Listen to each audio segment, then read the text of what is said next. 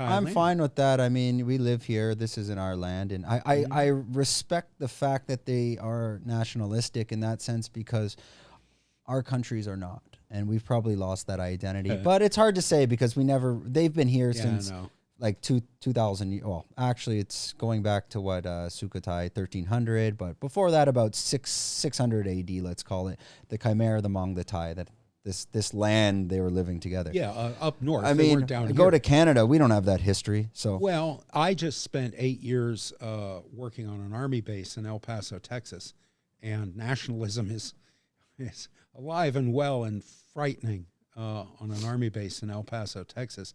But yeah, it is. They're very, very proud to be Thai, and it seems a more wholesome kind of pride than the pride that erected a gallows on the front lawn of my capital last January 6th. Yeah. The nationalist pride that took a dump in the rotunda of the American Capitol is not an attractive kind of pride. This kind of pride, on my main street on Turtle Beach, at 8 o'clock every morning, you can hear the national anthem playing at the Tessabon office as they raise the flag. Da-da-da-tum-tum, da-da-da-da-da, and everybody stops.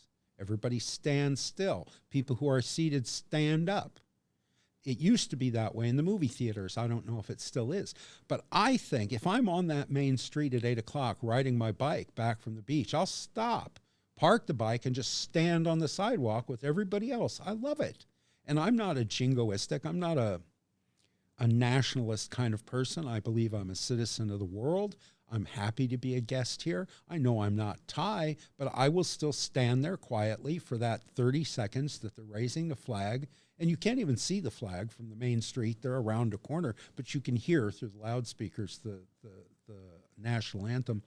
And I like that. It's a very attractive kind of nationalism. It's gentle, it's sweet, it's non-threatening, it's non-aggressive.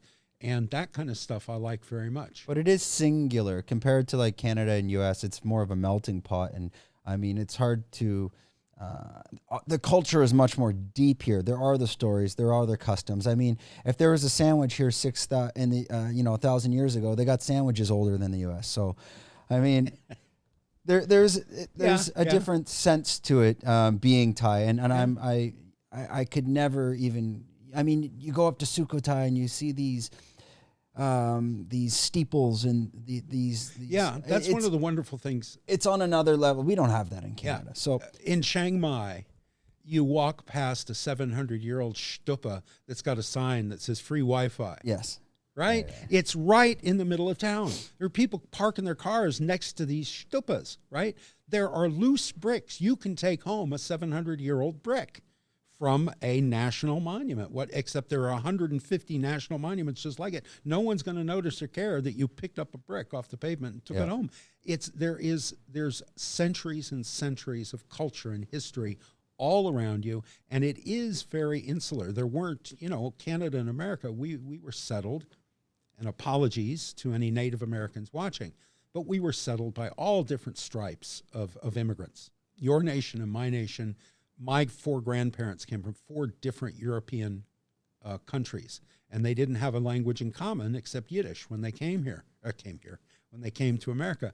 So we are a melting pot. We're a blending place. This place, no. It's not as insular as Japan, because Japan was an island. So they were one language, one ruler, one religion, and one hair color and eye color for 1,000 years, and with no knowledge that there was anything on the other side of the water.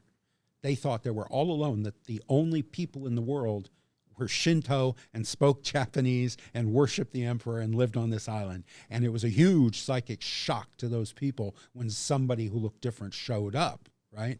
And it's somewhat like that here. Even though they've been open to the West, historically and traditionally for a long time, there's still, a Thai person looks like a Thai person. A Thai person eats like a Thai person, sits like a Thai person, sings like a Thai person, laughs like a Thai person, and so everybody else is different.